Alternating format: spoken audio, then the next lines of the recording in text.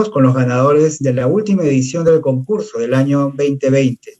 Nos acompaña el escritor Miguel Ruizefio, que es el ganador del premio Copé de Cuento, el escritor David Quichua, que es ganador del premio Copé de Ensayo, y nos acompaña el escritor Alberto Valdivia, que se va a encargar de la moderación de esta conversación. Lo que queremos es tener una conversación con los ganadores recientes del premio Copé.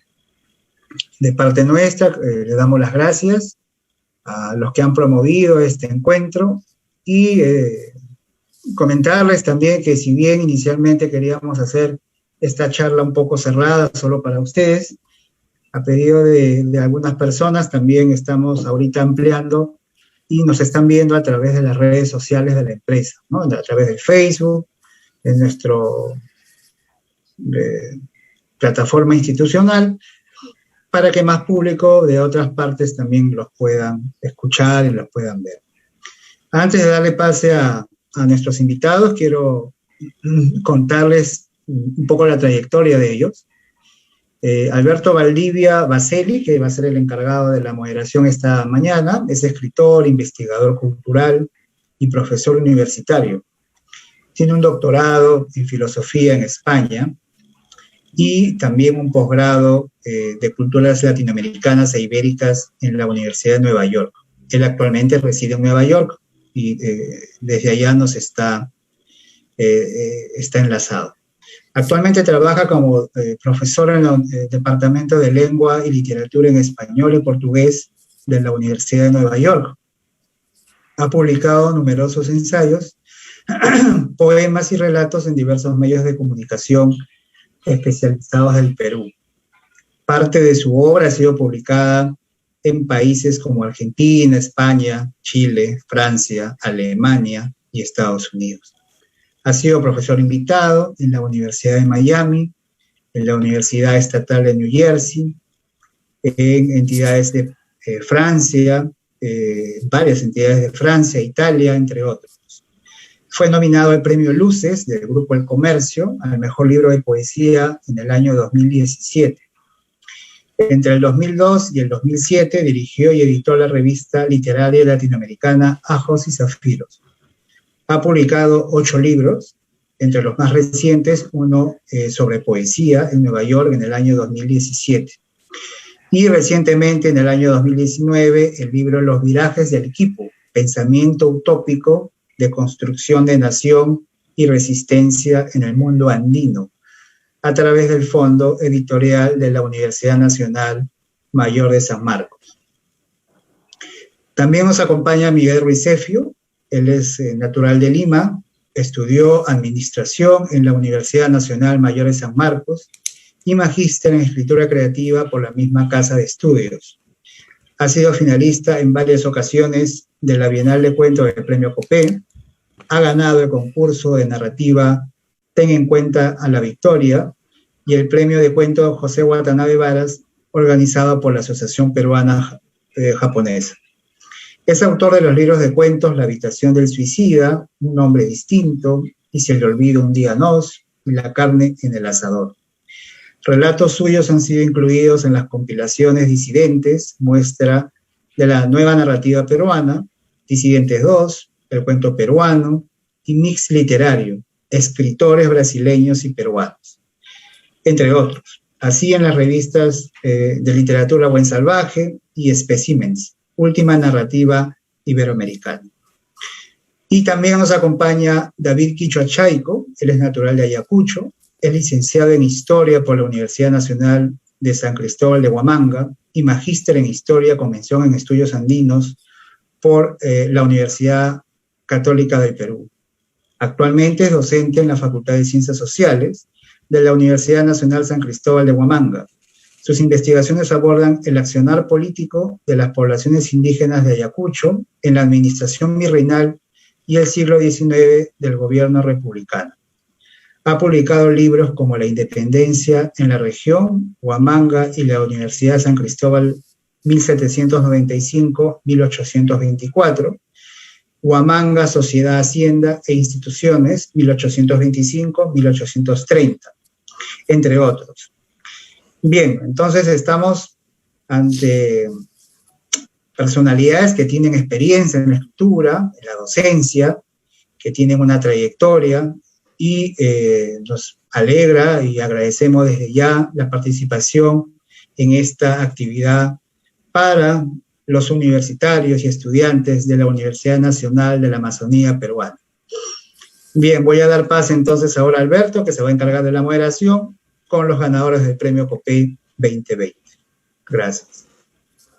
Muchas gracias, Aldo. Muchas gracias a Miguel y a David y a todos ustedes que nos están escuchando y que están haciendo realmente posible que esta conversación tenga sentido y que tenga dinámica, ¿no? Así que nuestra búsqueda, como ha dicho Aldo, va a ser que podamos conversar un poco con los escritores que ganaron el COPEI de cuento y de ensayo en estos primeros minutos, y después abriremos unas preguntas generales para el público que está presente y que interesantemente pues, es mayoritariamente, por lo que me cuentan, ¿no? De la Universidad de la Amazonía. Así que interesante pensar que el premio COPEI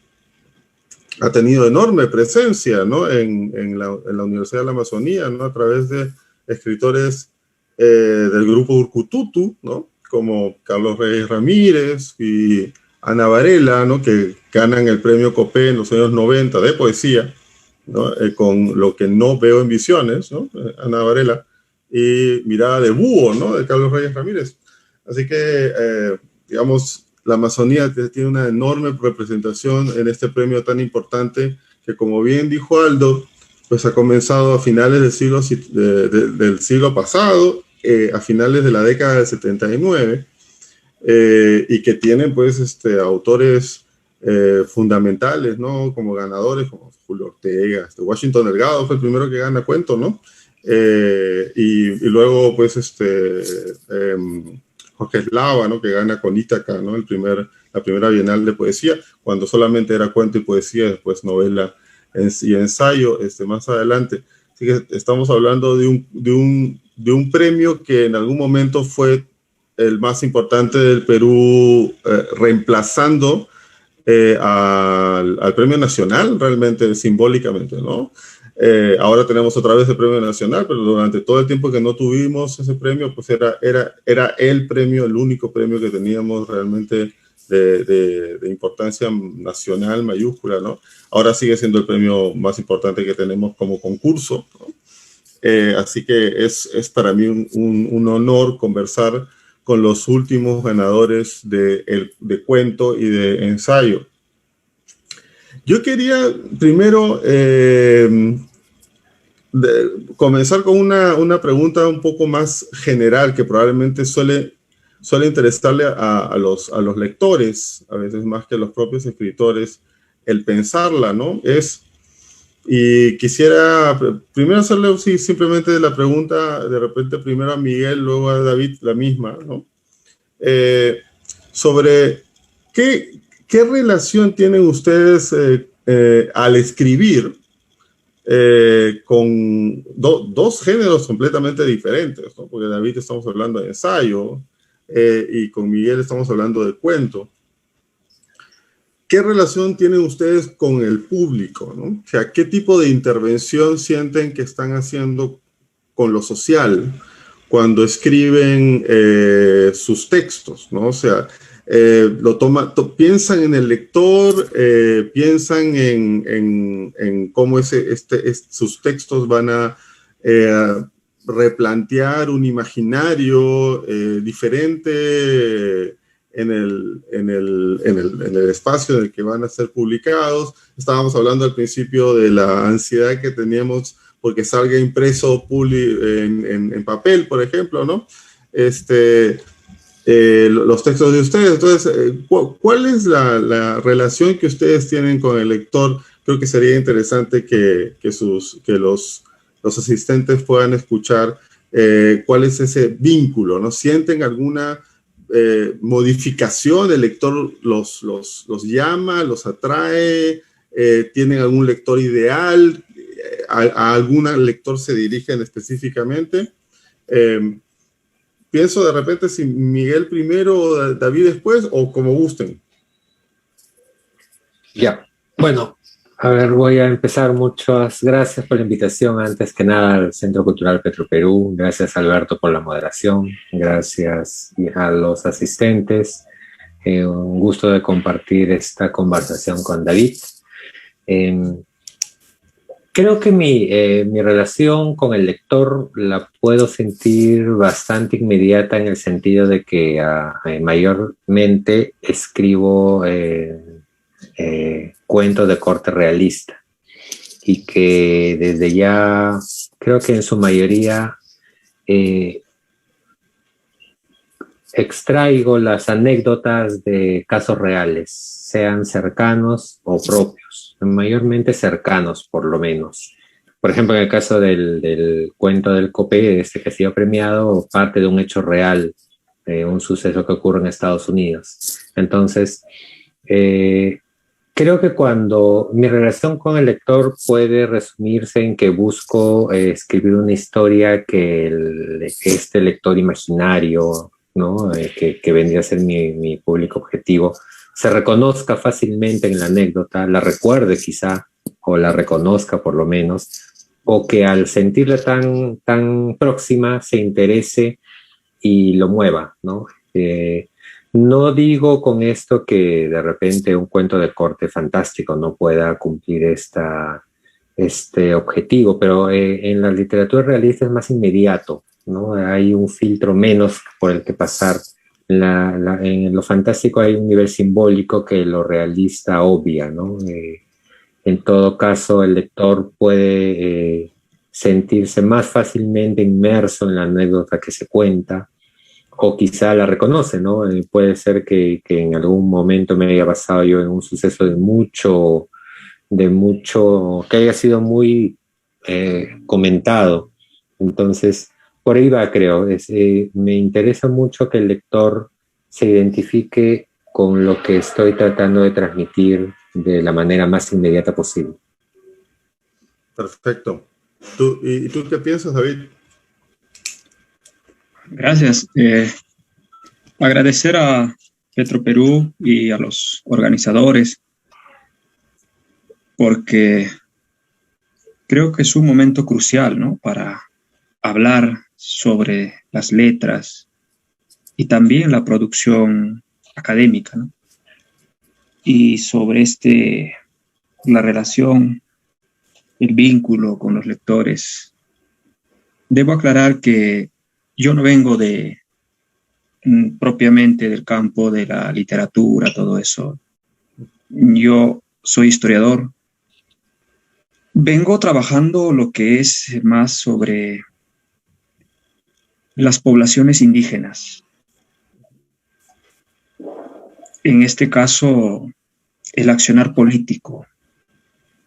Y creo que hay una línea ya bastante marcada en la que mucha gente, entre comillas, dicen de que estos indígenas no saben de política o no tuvieron tanta participación. Y lo que vengo demostrando en las investigaciones que hago, y creo que el ensayo ganador va por ese lado, es que las poblaciones indígenas tuvieron un accionar político, no solamente en la etapa republicana, sino desde la etapa virreinal y prehispánica. Entonces, hoy lo que hago es eso, ¿no?, investigar, y creo que está al servicio de ese grupo que no es tan visto en el Perú, quizá. Quizá no me lo leen los trabajos gente de las grandes universidades o los doctorandos de las maestrías, no sé, pero que yo ya me siento contento. Por ejemplo, cuando hay litigios entre pueblos, o cuando hay estudios por cuestión de patrimonio cultural sobre los diversos pueblos. Y creo que lo leen en mi trabajo y creo que ahí está el mayor vínculo. Entonces, creo que no tengo mayor espacio todavía entre los grandes intelectuales, pero yo contento por lo que mi gente lee algo de eso, sabe, por lo menos las autoridades, estamos ahí presentes, conociendo algo del accionar político de las poblaciones indígenas, todo eso. Muy bien, David. Y Miguel Ángel, gracias. Justamente yo estaba pensando en esa diferenciación importante que hay entre el ensayo, ¿no? y el cuento, cuando estaba preguntando sobre el vínculo con el lector, porque claro, suelen ser muy distintos, ¿no?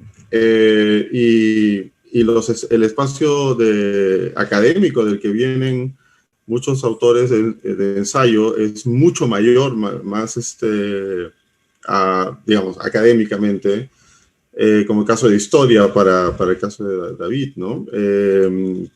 Que el caso del cuento, digamos, los géneros tradicionales de la literatura que se suelen sentir como mucho más abiertos a la lectura, cosa que no necesariamente es así, ¿no? A veces se lee mucho más ensayo que poesía, por ejemplo, ¿no? Y se suele decir ahora que es más complicado que se venda cuento que novela, ¿no? Entonces, también ahí el asunto de la lectoría es algo que es muy problemático, ¿no? Pero veo que hay un interés muy, muy interesante en relación con la intervención de lo político, ¿no? En el caso de David, por ejemplo, ¿no? De visibilización, ¿no? De lo indígena. Y en el caso de la identificación, ¿no? Con temas tan importantes como la violencia, ¿no? En el caso de Miguel. Yo quisiera ahora voltear un poco el orden de las preguntas e ir otra vez primero con David, ¿no? Tú has ganado el concurso con un ensayo muy interesante, muy conciso, una pregunta muy interesante y muy atinada, sobre todo en tiempos como los actuales, en donde el mundo indígena se asume como a veces exento de poder, ¿no? Político, ¿no? O de participación en un espacio de lo político nacional criollo, ¿no? ¿Cómo tú crees o cómo sientes que es necesario leer o que sería pertinente leer en el Perú del Bicentenario y en tiempos de polarización absoluta que vivimos en este mismo momento en el Perú, un ensayo como el tuyo que demuestra una constante, ¿no? de poder indígena en el espacio de lo que ahora es Ayacucho, desde tiempos virreinales hasta, como tú señalas, la consagración de ese espacio de poder indígena en lo nacional, en el espacio congresal, ¿no? En el lograr el Congreso. ¿Cómo sientes que esa permanencia en el poder, esa estrategia de poder indígena, debería leerse en el mundo contemporáneo, en el Perú de ahora, ¿no? Que está a punto de cumplir su bicentenario de independencia, que se suele entender como independencia criolla muchas veces, sobre todo por los historiadores, tú me dirás, y en este contexto de polarización tan extrema que tenemos en el Perú con las elecciones presidenciales. Una cuestión muy importante, a ver, primero partamos con el tema candente, ¿no? O sea, yo veo ahora, hay mucha gente que al señor Castillo lo ven como alguien que apareció en los últimos años en este presente elección, casi de la nada. Y creo que eso está mal, ¿no? Castillo tiene un accionar político bastante fuerte en el Perú.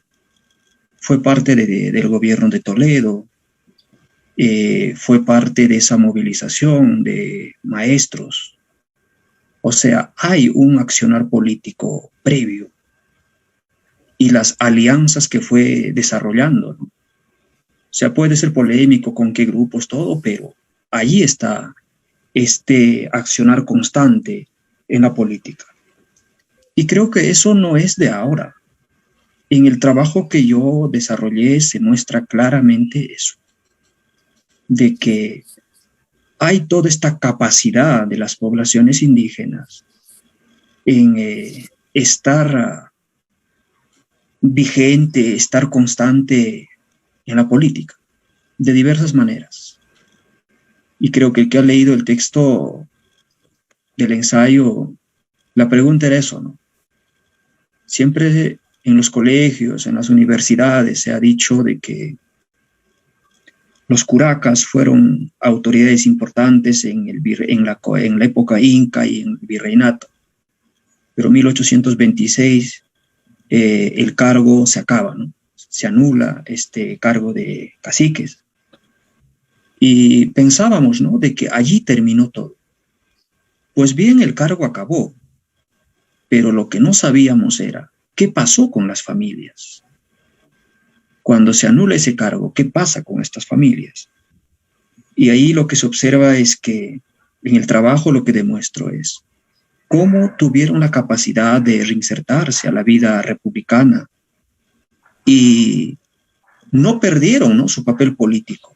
Su papel político, más bien la República fue un espacio que les dio mayores oportunidades, porque ya no solamente ya no se desenvolvían pues como caciques, ¿no?, sino fueron alcaldes, gobernadores, profesores, y así llega en la época del gobierno de Toledo, llega a ser congresista, ¿no? Por ahí el texto, el título. Entonces, lo que debemos entender en el Perú, lo que está faltando, es que hay que entender esta diversidad.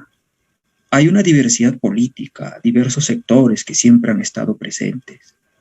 Y creo que el siglo XIX, la República del siglo XIX, o el nacimiento de la República Peruana, trató de incorporar a todos los sectores en la idea de que todos somos peruanos. Todos hacemos nación, la patria. Y creo que el Bicentenario debe dar otra mirada. El Perú es tan diverso y creo que si queremos verdaderamente hablar de una independencia, es que la República no debe ser aquel que trata de unir a todos, sino entender esta diversidad y entender también todas estas participaciones políticas. Muy bien, David. Interesante, ¿no? Porque me parece que es un tema central el que tocas ahí, ¿no? Y yendo a Miguel, tú tocas un tema en tu cuento también fundamental, ¿no? Lo decía un poco al principio, sobre la violencia, ¿no? La violencia además vinculada con las armas y con un espacio infantil, ¿no? Que lo hace muy complejo, una problematización de la violencia que la sitúas en Estados Unidos, ¿no? Y claro, acá ha habido esto, y que, como decías tú, lo utilizas a partir de nociones de lo real, ¿no? De circunstancias muy realistas, ¿no? Circunstancias que han sucedido, ¿no? Y luego, digamos, la atribución, tanto la violencia mortal, ¿no? Es lo que relatas es violencia mortal sobre la base de armas, ¿no? Y una dificultad enorme, ¿no?, de entender o de pensar la atribución de la culpa, ¿no? Es como cierras, ¿no? Ya no quiero decir mucho para que la gente lo pueda leer con sorpresa, ¿no? Pero hay un juego, desde mi punto de vista y mi lectura, de la problemática de la atribución de la culpa, ¿no? En casos específicos, sobre todo como la infancia, ¿no? a mí me ha hecho pensar en dos cosas, ¿no? Muchas más, pero quisiera solamente plantearte dos primero, ¿no? Para que podamos conversar más después. Así como tenemos el Perú de ahora, tenemos un Perú pues muy violento en este momento, ¿no? Sobre todo en el discurso, ¿no? Y muy separado, ¿no? Pero cuando tú estás hablando de una violencia, pues que me hace pensar en una violencia que también se vincula no solamente con la infancia, sino también con la violencia adolescente, ¿no?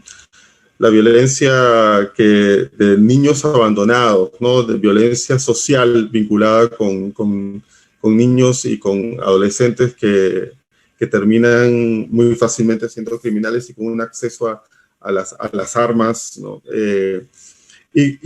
A quienes la culpa se nos hace complicado de asignar, ¿no? Y cómo hacer con ellos en relación con la culpa, ¿no? Es un espacio ahí que es muy gris y muy complejo, ¿no? Y que sigue siendo también un problema para los sistemas judiciales del mundo, ¿no? Los situados en los Estados Unidos y acá también es una pregunta, ¿no? ¿Qué hacer con la violencia mortal, ¿no? Que producen las armas? Y cómo manejar la lógica de la culpa, ¿no? Cosa que identifica, como tú dices, tú buscas identificar. ¿Tú qué piensas? ¿Cómo se debe leer tu texto a la luz de estas violencias que se producen en el Perú, ¿no? En un Perú que tiene mucha violencia adolescente, mucha violencia en muchos espacios de la niñez. Y por otro lado, ¿cómo debería leer un lector peruano sobre este tipo de posibilidades de una realidad como la que una madre tenga un arma, ¿no? Consigo y que vaya pues a comprar a un supermercado, ¿no? Esta realidad de las armas que no es tan usual en el Perú, por ejemplo, ¿no? Que no sería tan usual, que sin embargo es muy usual y además lo explicas en el cuento, ¿no? Por la segunda enmienda de los Estados Unidos, ¿no? La proliferación de las armas en casa, en espacios domésticos es mucho mayor, ¿no? Entonces, ahí hay como que dos caras de la moneda, ¿no? Hay violencia que sí, a la que puedes apelar en el Perú, muy clara, ¿no? Donde sí hay un problema de violencia adolescente e infantil, ¿no? En espacios marginales, pero por otro lado también está la lectura del peruano que estaría pensando en esto sucede en otro lado, ¿no? Esto sucede en Estados Unidos, no sucede necesariamente acá, ¿no? ¿Cómo crees que se puede leer eso en el Perú, ¿no? Apelando a lo que tú mismo dices, ¿no? La identificación, ¿no? De los lectores con lo realista de tu texto y lo simbólico que hay ahí, ¿no? Sí. ¿Cómo lo piensas? Bueno, en principio cuando yo supe de la anécdota y que dije tengo que escribir algo sobre esto, yo también lo vi como una posibilidad de una anécdota que había ocurrido lejano, en un lugar lejano, pero como una manera de alertar a nuestro país o a los lectores de nuestro país, a quienes vivimos en el Perú, de los niveles de violencia a los que llegan los países más industrializados o más modernos, por llamarlo de alguna manera, frente a los países latinoamericanos, ¿no? Sin embargo, esta anécdota es, si no recuerdo mal, de 2014. Desde entonces hasta ahora, por ejemplo, hace no más de 3 años, me parece, o poco más de 3 años, un adolescente llevó un arma aquí en un colegio privado aquí en Lima, si no recuerdo mal, en Villa El Salvador.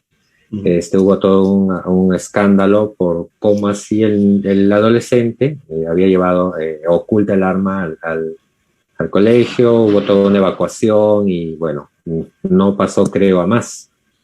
Es algo a lo que conduce de repente las modas, los programas que vemos todo el tiempo, que llegan incluso en gran mayoría de Estados Unidos, ¿no? De repente estamos de alguna manera consumiendo el tipo de violencia que se representa desde allá. Y sin embargo, por ejemplo, ahora que se habló de la campaña electoral, en la primera vuelta hubo un candidato que propuso justamente armarnos, dar el permiso para portar armas. Si no recuerdo mal, fue Ciro Galvez. El asunto es que ahora, por ejemplo, que los ánimos están caldeados, ha habido en redes gente llamando a que nos permitamos otra vez armarnos para defendernos de supuestamente el caos que se va a producir cuando haya resultados concretos.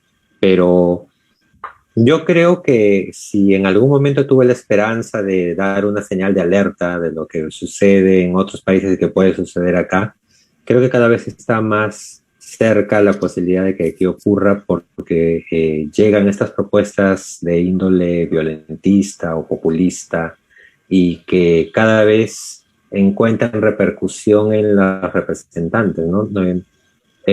Estamos viendo que hay gente de ultraderecha o sumamente neoliberal que ya tiene una buena cantidad de escaños en el Congreso, ¿no? No hay manera de dejar de pensar de que algunas leyes drásticas vayan a terminar, por lo menos siendo discutidas en el parlamento, en el próximo parlamento. Entonces, yo creo que esta anécdota, lo que se cuenta en El dedo en el disparador, debería de alguna manera llevarnos a la reflexión de a qué país queremos a la luz de lo que ya sucede en otros países, no tan lejanos incluso, porque tenemos mucha interacción con Estados Unidos, de repente no la gran mayoría de la población, pero sí buena parte de la mayoría de ciudades capitales de las regiones, al menos, ¿no? Muy bien, sí, yo también había pensado en esta idea de leerlo como un aviso, ¿no? Y de pensar qué tipo de sociedad podemos imaginarnos, ¿no? No sé si David estás todavía ahí, porque no te veo en el video. ¿Me escuchas? Sí. Perfecto. Ok, perfecto. Sí, que quería pues que sigamos nuestra conversación tan interesante gracias a ustedes, que vinculada al proceso de la escritura, que es en gran medida el centro de la discusión de esta reunión que nos convoca, ¿no? En tiempos de cambio, ¿no? La escritura en tiempos de cambio, ¿no? Como se titula nuestra sesión de hoy. ¿Cómo es que ustedes escriben, ¿no? Es algo que como escritor me han preguntado 1000 veces, porque en el Perú todos ustedes habrán escuchado y se habrán puesto a pensar y estábamos hablando hace un momento al inicio de la reunión, que tenemos que quitarle tiempo, ¿no? a nuestras actividades, digamos, profesionales, porque nos proveen de dinero, para poder hacer literatura, pero también para poder escribir investigación, ¿no? Para poder escribir ensayo, para poder escribir artículos de investigación. No siempre están fundados, no siempre están sustentados por instituciones. En el Perú es complicado hacer investigación, en el Perú es complicado hacer literatura como cuento, poesía, novela, ¿no? Entonces, David, cuéntanos, ¿cómo es tu proceso de escritura, tu investigación, ¿no? Tu proceso de escritura e investigación? ¿Cómo te preparas? ¿Cómo es que te ordenas? ¿Cómo es que trabajas tu escritura? ¿En qué momento escribes? ¿Compartes tu escritura con tu trabajo diurno, digamos? ¿Cómo lo logras? Y si eso ¿te parece que vale la pena trabajarlo de esa manera, o preferirías que sea una forma diferente la que se te permitiera para escribir e investigar en el Perú? ¿Cómo nos cuentas esa historia? Gracias. Qué tremenda pregunta, ¿eh? ¿Cómo escribes? Lo primero que hago siempre es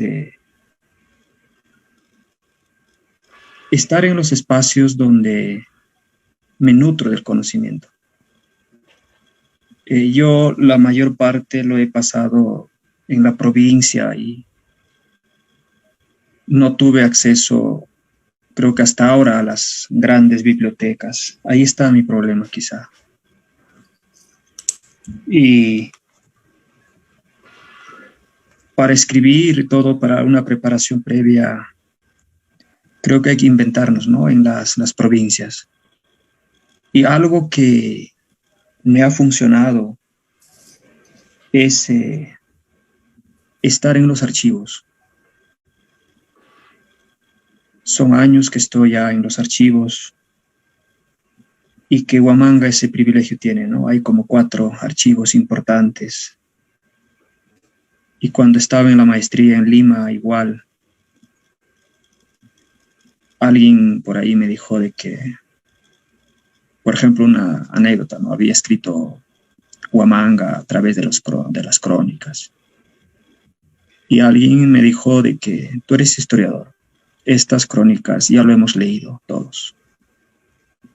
Como historiador, ¿qué de nuevo nos puedes plantear? Lo que tienes que hacer es ir a los documentos, a los archivos. Desde allí, ¿qué algo novedoso puedes plantear? Y creo que eso marcó y me dediqué a eso, ¿no?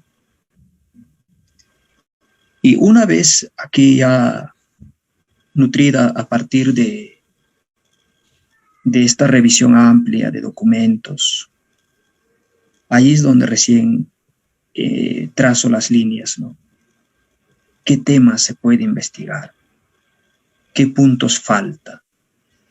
No me gustaría escribir, por ejemplo, algo que está dicho, ¿no? Sería uno más en la investigación.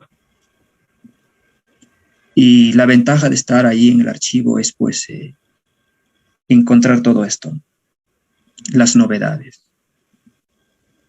Y para mí escribir es eso, ¿no? Hay una dedicación más que la propia redacción ya, el tener la materia prima. Y creo que en la historia eso vale mucho, cuenta. Y el ensayo que hice está a base de eso.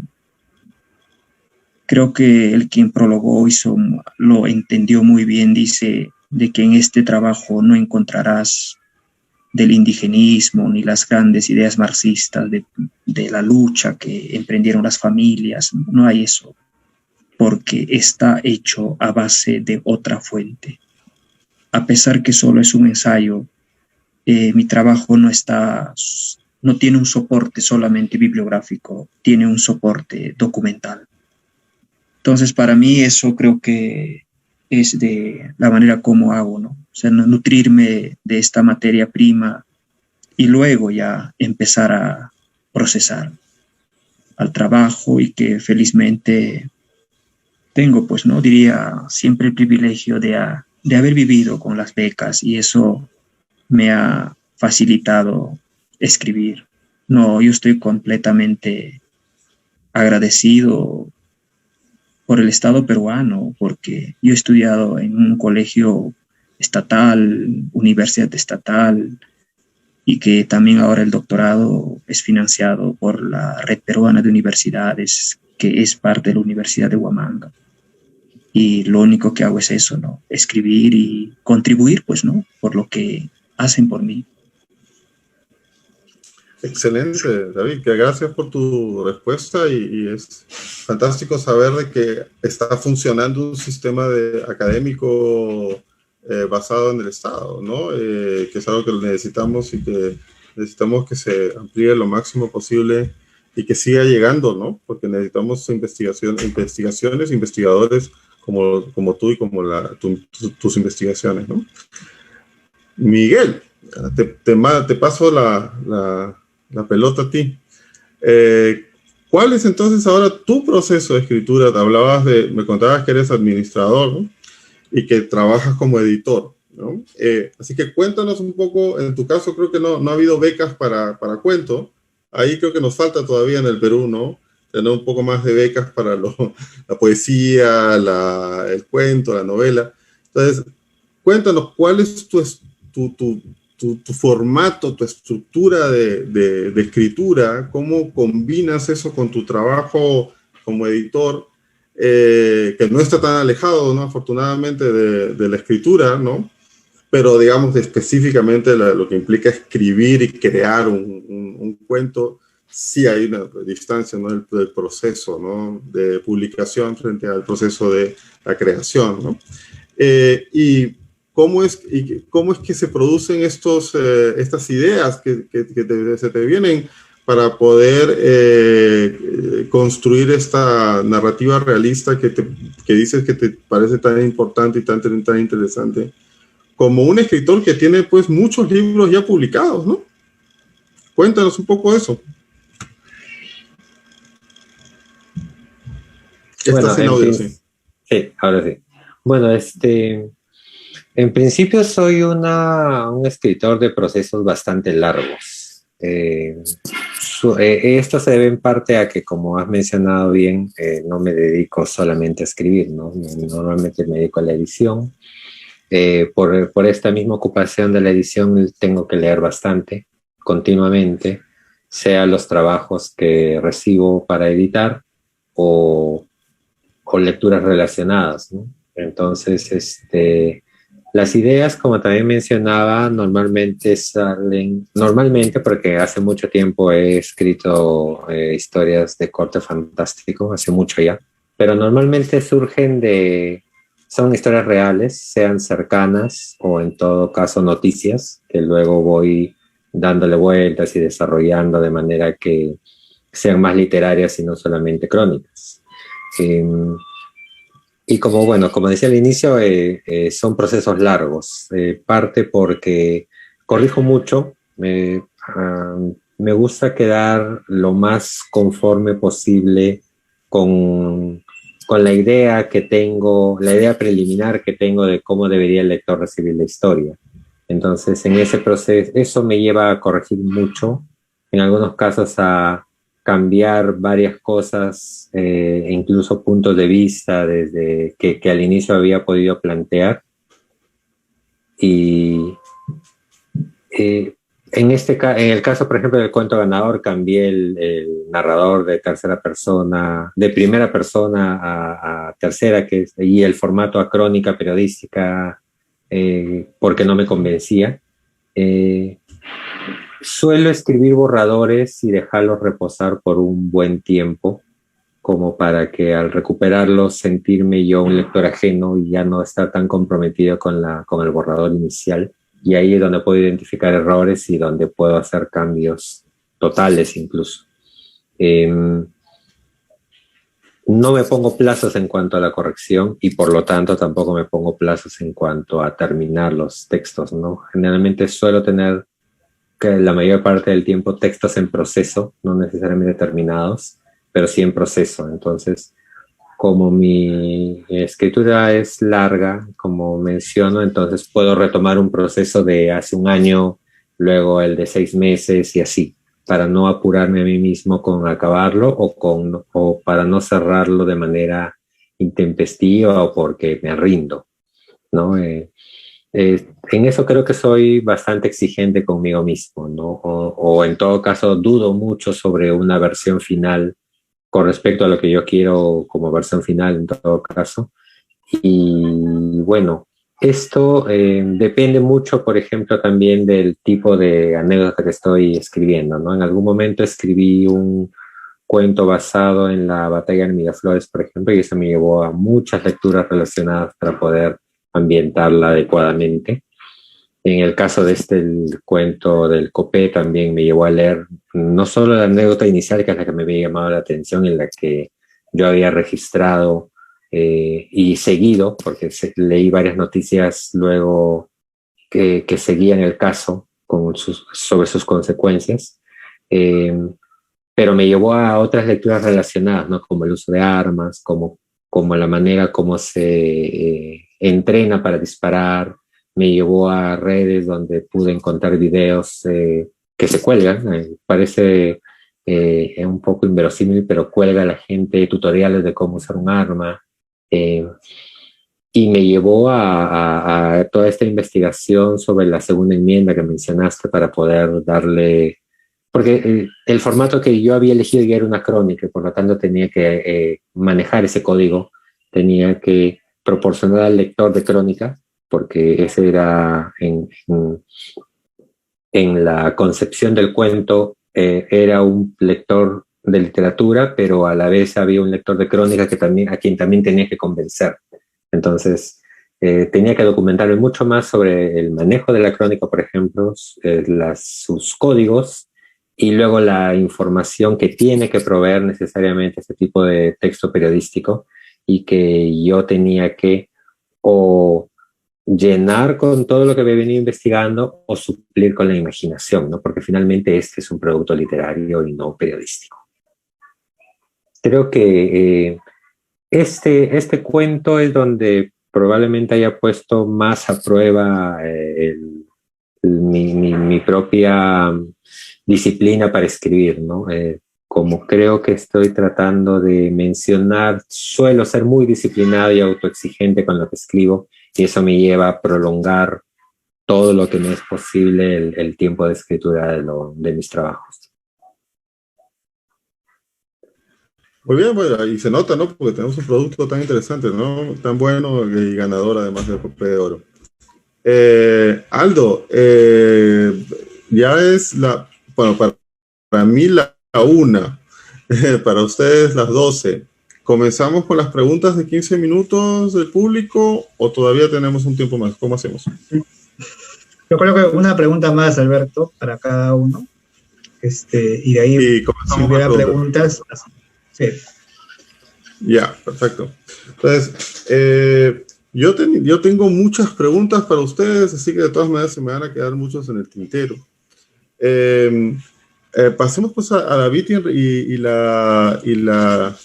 este relato tan interesante que haces en relación con tu investigación como alguien que viene, como un investigador de provincia, ¿no? La narrativa de los intelectuales fuera de Lima es todo un tema, ¿no? En la historia y la literatura peruana, ¿no? Juan Espinosa Medrano, por ejemplo, es un gran referente, por ejemplo, de la intelectualidad cusqueña frente a la limeña. ¿Tú sientes, por lo que nos has estado contando, ¿no? Nos has subrayado por un lado, beneficio, ¿no? De haber estado desde afuera, ¿no? Utilizando los testimonios, el archivo, ¿no? Que tienes en Ayacucho, ¿no? Como un espacio desde fuera de Lima, y luego en Lima, ¿no? Cuando has estado acá, en Lima digo, no acá, digamos en la Universidad Católica, ¿no?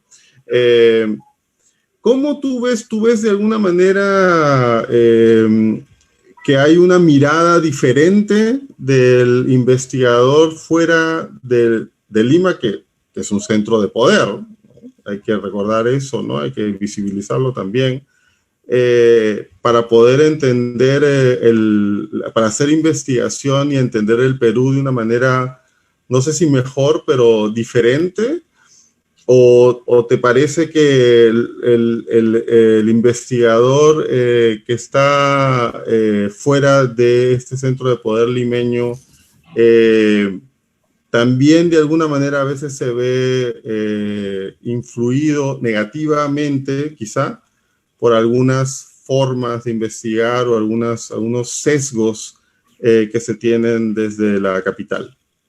¿Tú qué piensas? ¿Hay esta diferencia o no hay? Es demasiado.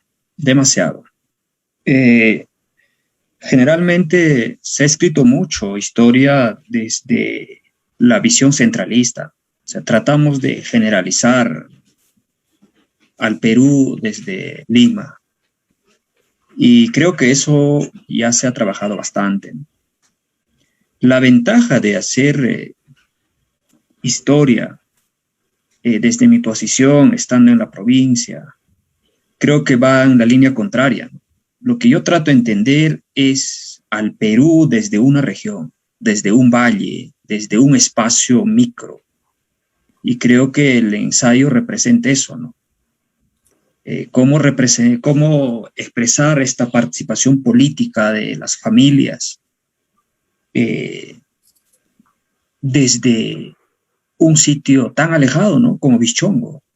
Desde allí, que ni siquiera es pues Huamanga mismo, ¿no? Pero es un distrito prácticamente. Y desde allí muestras todo definitivamente un panorama distinto. Eso es lo que marca. Y creo que la otra ventaja es que, no sé si otros lo comparten, pero yo me siento en casa escribiendo. Algo me falta, me voy a mi pueblo, pregunto a la gente.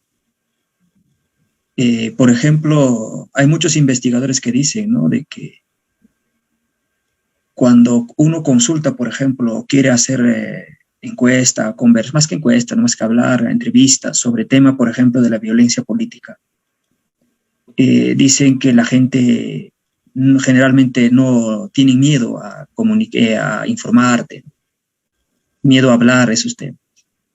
Yo sinceramente nunca he encontrado eso. Nunca he encontrado. Por ejemplo, cuando quiero tocar esos temas, ¿no? Me voy al pueblo, participo en un sembrío o en una cosecha de algún producto. Ahí está la gente en la tarde, ¿no? Un poco de cañazo, aguardiente, la gente, pues, ¿no? Picado. Hablan todo, te dicen todo, te cuentan todo. Esto era así, qué tal persona era, con nombre y apellido. Y creo que yo no encuentro eso de que la gente tiene temor a hablar, tiene miedo. No. Tengo esa ventaja. Entonces, con esa ventaja, pues, puedes acercarte más a entender un proceso mayor. Lo último que estuve haciendo es sobre, por ejemplo, la participación de las poblaciones indígenas en el proceso de la independencia. Ahora lo que estamos haciendo es entender todo este proceso tan complejo, porque la independencia no es pues solamente cuando San Martín en 28 de julio en 1821 dijo en Lima, pues desde este momento Perú libre, ¿no? En Huamanga, por ejemplo, un año antes se había dado ya la independencia, se había jurado la independencia en 1820, así por regiones. Entonces, ahí está, creo que, la tremenda ventaja. Tratamos de entender al Perú desde una región, desde un espacio distinto, porque fue bastante distinto. Y el Perú, creo que iniciando dije eso, ¿no? Necesitamos queremos el Perú entenderlo desde su diversidad. Creo que esa es la ventaja que yo tengo cuando investigo desde las regiones. Muy interesante, ¿no? Y además creo que muy aleccionador para los que nos están escuchando desde la Universidad de la Amazonía, quienes quieren escribir y hacer investigación, ¿no? Tener claro que puede ser una ventaja inclusive el estar fuera, ¿no?, de un espacio centralizador, no centralista como Lima, ¿no? Muchas veces, y tener una mirada completamente diferente, ¿no? Es muy interesante. Miguel, tú nos hablabas hace un rato de tu proceso de escritura. El proceso de escritura, pues, es un momento segundo, probablemente, a la creación, en la creación, y un proceso previo, digamos, a esa creación, es este sistema que nos lleva a escoger. Vamos a ver si tú me dices si es que te parece que es una elección o no, el género que uno escribe, ¿no? Nos has hablado del uso de la crónica dentro del cuento, por ejemplo, ¿no? Pero en principio tú eres consciente que lo que estás escribiendo es cuento, ¿no? Y tú escribes, hasta donde tengo entendido, básicamente cuento, ¿no? No sé si tienes alguna novela por ahí, nos contarás ahora, pero de repente no publicada, ¿no? También, o poesía o no publicada, pero ¿por qué cuento? ¿No? Hay muchos autores que escriben cuento, poesía, otros autores que escriben novela y teatro, por ejemplo, como Vargas Llosa, que solamente escribió un libro de cuentos, ¿no? Otros como Arguedas, ¿no? Que trabajaron tanto poesía como novela y cuento, ¿no? ¿Qué cosa es lo que te dice esto tiene forma de cuento, ¿no? No funciona como otra cosa? ¿Y por qué te llamó el escribir narrativa breve, ¿no? En tiempos, como les contaba en un principio, ¿no? Como conversábamos un ratito, la gran mayoría de editoriales habla que lo que más se vende es la novela breve, ¿no? Y digamos, por ejemplo, el cuento es un poco complicado, ¿no? El espacio de mercado tiene un problema ahí en relación con el cuento, ¿no? Entonces uno está luchando un poco cuando escribe cuento contra el mercado de alguna manera también, y eso es interesante, ¿no? Como quien escribe más aún todavía poesía. Se dice que en la narrativa lo más cercano a la poesía es el cuento. Entonces, ¿por qué piensas tú? ¿Por qué cosa es lo que te lleva al cuento? ¿Qué cosa es lo que te dice de estas anécdotas que cuentas que deben tener forma de cuento, y cómo es que llegaste al cuento? Y bueno, en principio, mis primeras lecturas, o en todo caso la lectura que me llevó a decidirme a escribir, o a tratar de escribir en ese entonces, fueron los cuentos de Julio Cortázar. Entonces, este género es por donde yo ingreso a la literatura y a querer ejercerla, no solo leerla. Luego vinieron la lectura de novelas del boom, por ejemplo, y luego mis lecturas se han ido ampliando, pero creo que esa primera impresión del cuento fantástico de Cortázar, que es lo que leí en Bestiario, y luego cómo evoluciona esos siguientes libros, hizo que viera este género como algo muy particular y que tratara de entenderlo como algo, como un género que tiene su propia dificultad, ¿no? Una dificultad muy distinta del de la novela, que también la tiene, pero que, como has mencionado justamente al hacer la comparación con la poesía, que requiere mucha precisión, ¿no? Una novela puede ser buena incluso con pequeños bajones ¿no? en su desarrollo. Puedes alcanzar aún así una buena novela, pero un cuento sí requiere mucha precisión y exactitud en los términos que se usan, en los tiempos, en las escenas que uno desarrolla. Me llama mucho a mí la atención del cuento el poder desarrollar literatura a partir de una escena, por ejemplo, ¿no? Un solo hecho que origine toda una construcción alrededor de una construcción literaria, alrededor de este pequeño suceso, ¿no? Más o menos, sean cuentos más extensos o cuentos más breves, todo parte de un suceso, ¿no? Alrededor de lo cual se construye todo, un antes y un después, pero que no llega a ser lo extenso de la novela, ¿no? La mayor parte de las anécdotas que he cogido como material para mis cuentos y a partir de lo cual he desarrollado mis cuentos, son sucesos, son hechos muy breves, son pequeños cuadros que yo he tenido que desarrollar y darle forma literaria, ¿no? No ha llegado a mí todavía, remarco, una cadena de sucesos, en todo caso, que me impresione de tal manera que me lleven a planificar toda una estructura narrativa para desarrollarla, ¿no? Incluso en cronologías, tiempos y mayor número de personajes, ¿no? Creo que por ahí va mi afición al cuento. Aparte, creo que he leído a grandes cuentistas, ¿no? En los últimos años, que han reafirmado mi decisión de escribir cuentos, ¿no? Es casi una declaración de principios poder escribir este género que me gusta, y no tanto y no tanto lo que está más en boga, ¿no? Lo que se vende más. No, no quito que en algún momento lo haga. No tengo un borrador de novela, por ejemplo. Alguna vez he escrito algunas cosas largas, pero no creo que alcance para llamarlo borrador y menos de novela. En la maestría de escritura creativa de San Marcos estuve incursionando como se debe por lo que exige el programa, un poco en el guión tanto de teatro como de cine. Es algo que me interesa mucho, pero que incluso ambos géneros los veo más relacionados al cuento, porque parten de escenas, de anécdotas de duración corta, que a la novela, ¿no? La novela me parece que es un reto mayor. No veo, y aclaro, no veo el cuento como un paso previo a la novela, ¿no? Entiendo que entiendo y concibo ambas como géneros totalmente distintos y con lógicas distintas y que requieren aprendizajes distintos, ¿no?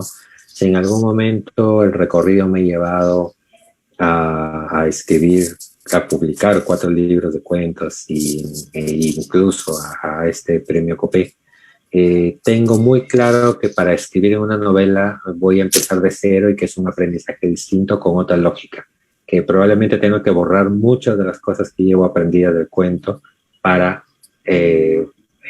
cambiar a otro chip, por decirlo de alguna manera, y desarrollar la historia de otra manera, con otra cronología, en espacios más amplios, incluso en muchos mayores espacios que en el cuento, ¿no?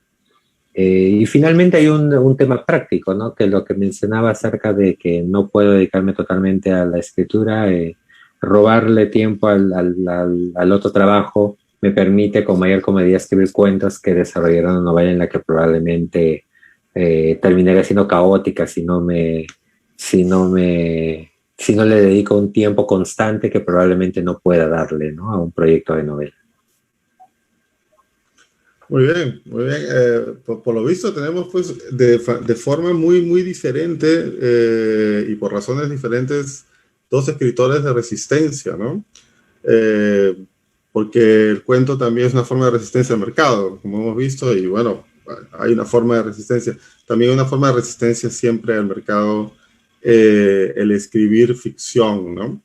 Que es algo que cada vez menos tiene lectoría, la literatura en general, pero una forma de resistencia y buena resistencia, me parece a mí, es seguir ejerciendo este trabajo y seguir aportando textos tan valiosos, ¿no? Como los que ustedes escriben, de la misma manera como David, ¿no? Que está planteando una investigación desde la provincia, ¿no? Fuera de los centros de poder de la historia construida desde ahí. Yo creo que, Aldo, ya podríamos pasar hacia las preguntas del público, ¿no? ¿Qué te parece? Sí, de acuerdo. Perfecto, entonces, sí. No tenemos ahorita preguntas en el chat. No sé si abro la convocatoria al público. Si tiene alguna pregunta, lo puede decir de manera verbal, pueden hablarlo. Pueden levantar la mano virtual también. Levantar, ¿no?, la mano para verlos, claro. Si alguien tiene alguna pregunta para Miguel o para David o para los dos. Si alguien me quiere preguntar a mí, también no hay ningún problema. Pero lo más importante es sacar son Miguel y David, por favor. Diego, acá está levantado la mano, y luego Valerie. A ver, Diego. Bienvenido. Bien, gracias. Agradecer, al igual que al inicio, por el tiempo, por las palabras que han dado, muy interesantes, muy enriquecedoras, porque es parte de la comunidad peruana. Entonces, de intelectuales, ¿no? Como en este caso un historiador, también en el caso de Miguel, ¿no? Un literato, si bien entiendo. Más que el título, el rótulo, un conjunto de características múltiples que tiene cada uno de ellos, ¿no? Entonces, quería preguntar cómo sienten a los demás. ¿Se me fue el audio? ¿Me oyen? No, se te escucha, ¿ahorita? Se te escucha. Sí. ¿Se me oye? Sí. Ok, continúo ya. Esa pregunta a la que iba era que al igual que ellos, para ir saliendo como ciclo histórico de los grandes escritores que hemos tenido en el siglo XX y anterior a esos tiempos, el momento actual, ¿no? Cómo lo perciben, cómo se promueve, al igual como me parece un perfecto ejemplo de eso, de promover, de generar vínculos, y cómo lo notan ellos de manera más cercana, ¿no? Yo me imagino que algún ejemplo podría ser, ¿no? De que en contextos fuera de pandemia te reúnas en ámbitos precisos, puntuales, para conversar, dialogar con otros, digamos, expertos, o gente que se relaciona a lo mismo, pero en estos momentos, ¿cómo es eso para ellos, no? ¿Cómo ellos mismos también de alguna manera lo hacen o no lo hacen, el poder mantener eso? Porque también parte de uno el generar eso, ¿no? Desde su misma trinchera ¿no? o lugar, poder ir generando puentes con otros y hacer una comunidad más grande de literatos o gente que escribe en nuestro país, ¿no? Y que lo pregunto también porque me interesa mucho que a estos tiempos se pueda ya decir, ¿verdad? Miguel o David, ¿no? Claro, los que escriben, sí, y ya no estar diciendo siempre, como repito, los grandes, ya sería de más mencionar los escritores que sí, que tenemos y son muy valiosos, ¿no? En base a más o menos eso que he querido preguntar, que pueden opinar cualquiera de los dos, por favor, gracias. Gracias, Diego. Creo que Diego se refiere sobre todo, no sé si se escuchó bien, yo sí lo escuché bien, por lo menos, sobre cómo se construye la comunidad, ¿no? Una comunidad de investigadores, una comunidad de escritores, ¿no? Sobre todo ahora en tiempos también de pandemia, ¿no? Y si les interesa esa comunidad, ¿no? Porque hay escritores que son muy solitarios, etcétera, ¿no? ¿Ustedes qué piensan? ¿Quién quiere responder? A ver, voy a empezar yo. Entiendo la interacción de intelectuales, como lo ha planteado el participante, por un lado, como la frecuencia que tenemos muchos de quienes escribimos para reunirnos, compartir proyectos, en algunos casos leer trabajos entre sí y comentarlos entre nosotros y poder enriquecerlos, corregirlos, etcétera, ¿no? Esto o esta que era la interacción común sí se ha venido afectada por estos tiempos de pandemia, ¿no? La mayoría, creo, hemos recurrido a las redes, ahora estas posibilidades de la videollamada para mantenernos en contacto, pero creo que sí hay que reconocer que la frecuencia con que nos reunimos, en mi caso al menos, con los amigos con quienes comparto afición por la escritura, ha disminuido notablemente, ¿no? Para empezar, por el tiempo del año pasado de la cuarentena total,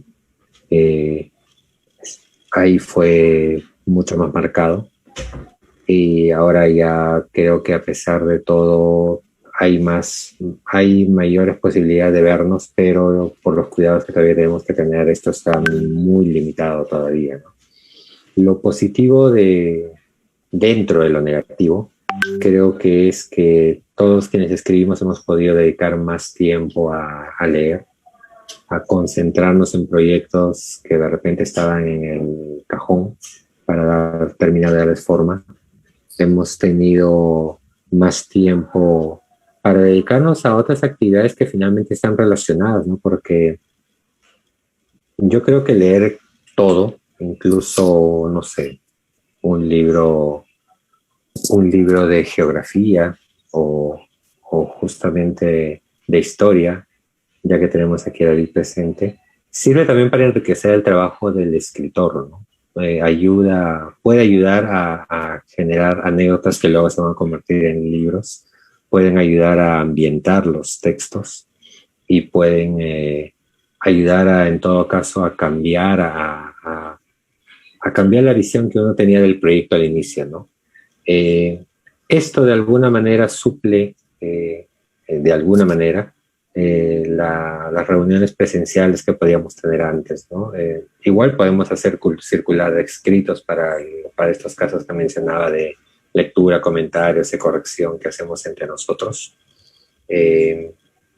Pero igual había la interacción que da la conversación espontánea, ¿no? Y no la que a veces está un poco limitada por los tiempos de la videollamada muchas veces, o por el formato de que en realidad uno no está en un único lugar, sino que estamos cada quien en su hogar con distracciones propias y vinculados a través de una ventana, ¿no?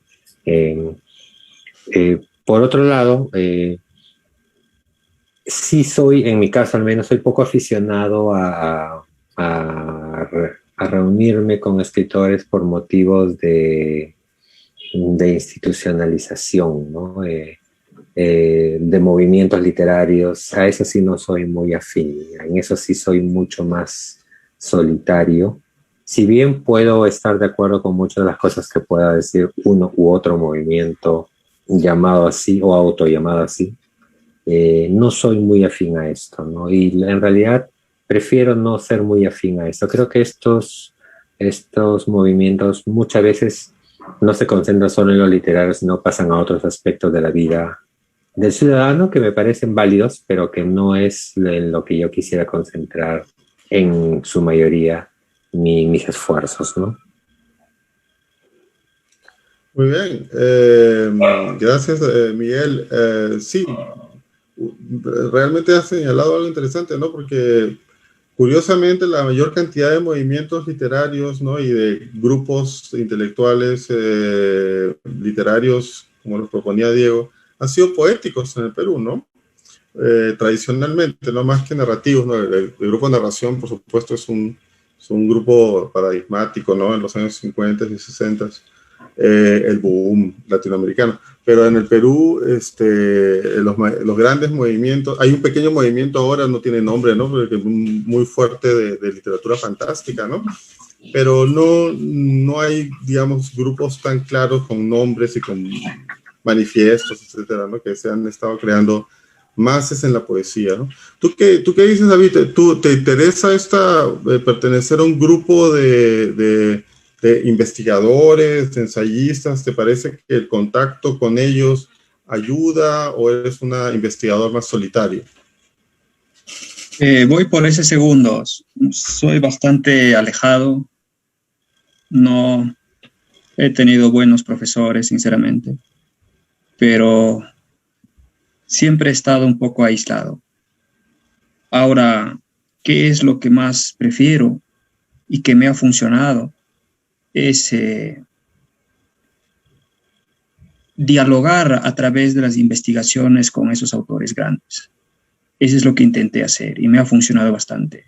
Yo escribo un artículo y encuentro con quién discutir, con quién debatir, y sin vanagloriarse, ¿no? Últimamente creo que en algunos bastante reconocidos revistas se han publicado algunos trabajos, y creo que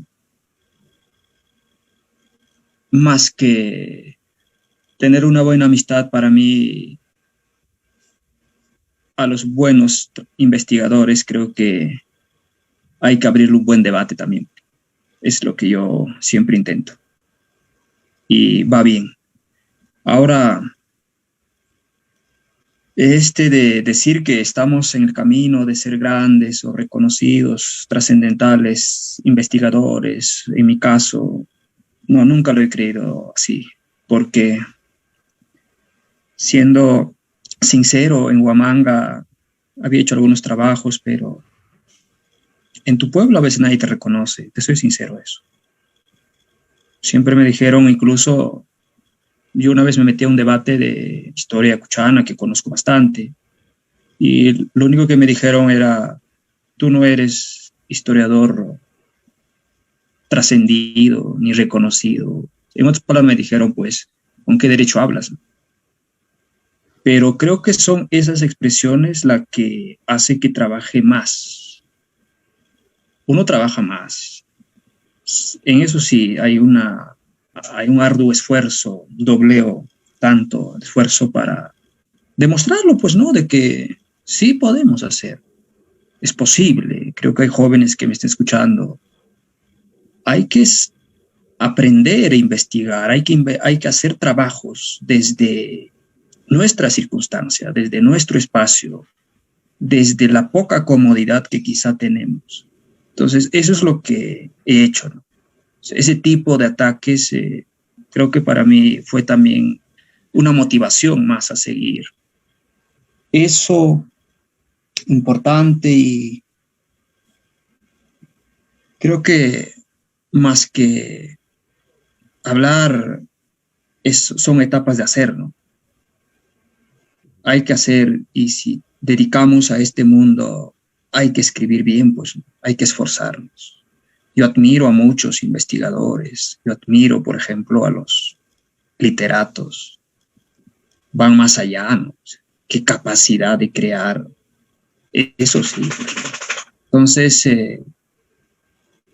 no soy un genio, he aprendido, trabajo a diario, escribiendo, y creo que he tenido problemas cuando yo soy quechohablante, no he escrito a veces bien en la lengua castellana, pero a pesar de eso, ¿no? Uno trata de superarse, y en eso estoy, y más bien gracias a las críticas, observaciones de la gente, me han permitido un poco madurar, avanzar, y creo que voy por un buen camino. Muy bien, muchas gracias, David. Creo que lo que estás diciendo también ayuda mucho a los oyentes, ¿no? Porque van a encontrarse siempre con la crítica, ¿no? El problema de manejarse con la crítica es siempre es una discusión interna, ¿no? Una lucha interna que se requiere manejar y mantener de una manera muy importante. Y al final, como dices, lo importante va a ser lo que haces, ¿no? Lo que logras, lo que dejaste, ¿no? Tu investigación, lo que está ahí, ¿no? Al margen de lo que se reconozca en el momento, ¿no? Que es algo totalmente coyuntural, ¿no? Valerie, estás levantando la mano, no se te ve la cámara, pero ¿quieres hacer una pregunta? ¿Estás todavía ahí? Hola, buenos días, ¿me escuchan? ¿Qué tal? Sí, se te escucha. Hola, estoy muy feliz de pertenecer a este conversatorio. Felicitar a los ganadores, David y Miguel, y realmente por este hermoso momento. Bueno, me presento, soy Valerie Nicola y tengo 19 años, soy estudiante de la Universidad Nacional Autónoma de Amazonas, acá en Yurimaguas, en la carrera de contabilidad. Y bueno, principalmente al escuchar todas las ideas de esos dos maravillosos escritores, para mí realmente me llena bastante de orgullo, porque soy una de esas personas que también ha crecido con la literatura. He tenido una niñez influenciadora por parte de autores muy bien, muy relevantes, y también escritores amazónicos.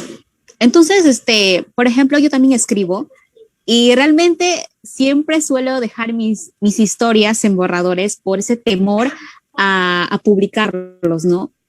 Pero, sin embargo, escribo historias modernas o novelas modernas que se enfocan en ese sentido, que también tienen visto por escritores, pero los publico en plataforma. Entonces, mi temor, o sea, yo les preguntaría a los dos ganadores, ¿cómo hacer de que un escritor que está empezando, así como yo, que soy demasiado joven, sigo yo, que a veces publicas algo y de repente tienes ese temor de que nadie lo va a leer o que no va a funcionar?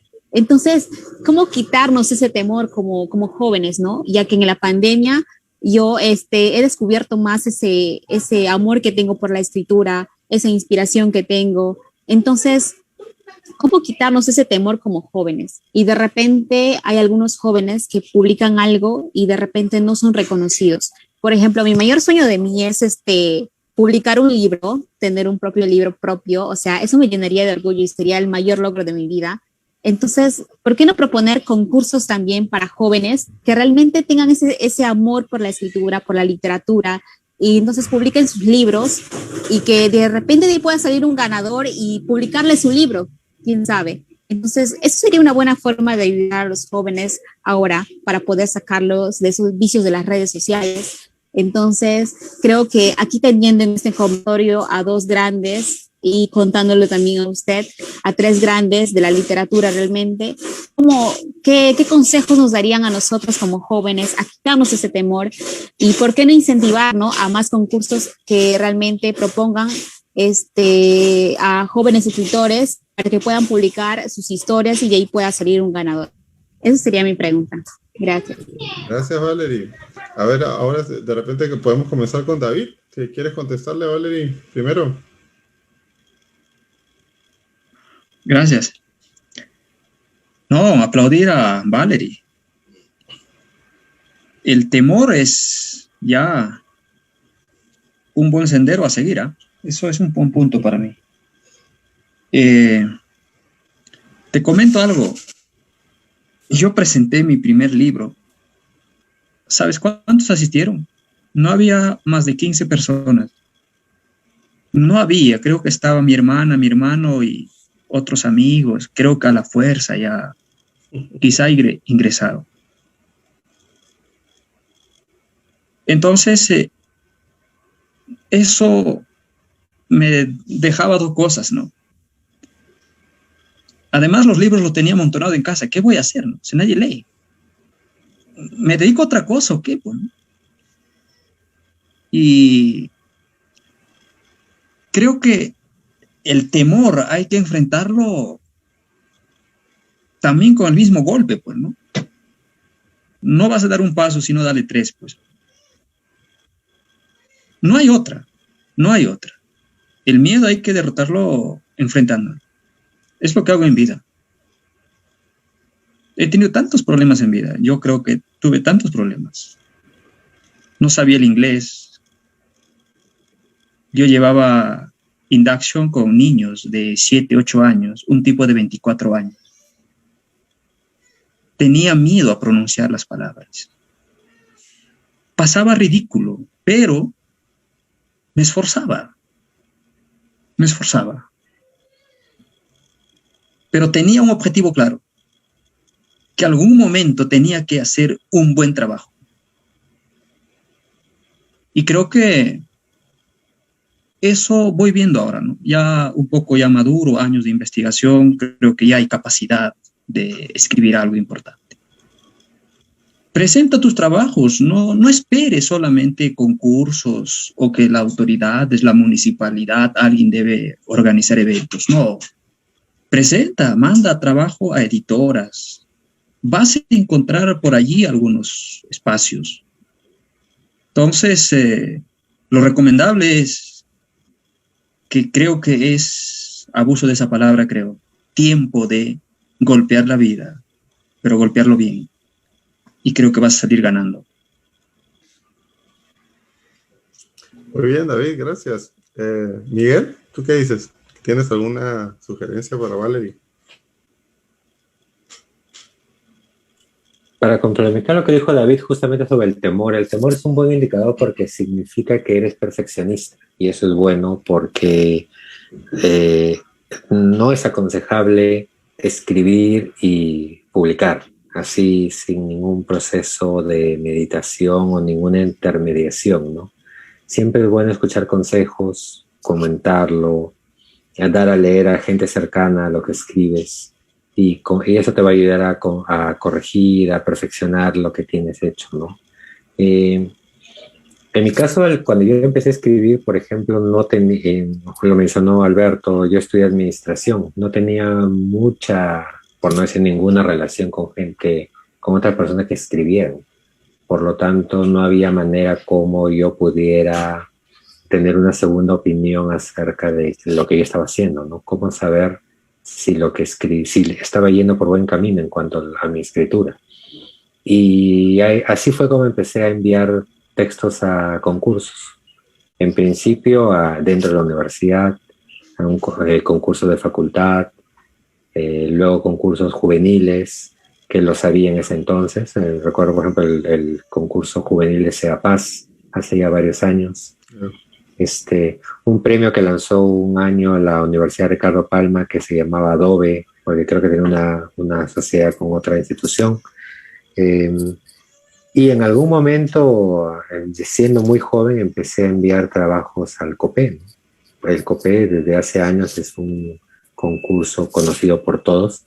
Ahora creo que pueden aprovechar todos los escritores que ha abierto la posibilidad de concursar por medio de una plataforma, ¿no? Entonces, desde Alto Amazonas, por ejemplo, es muy sencillo enviar un trabajo que va a ser leído y que va a concursar con trabajos de todo el resto del país, ¿no?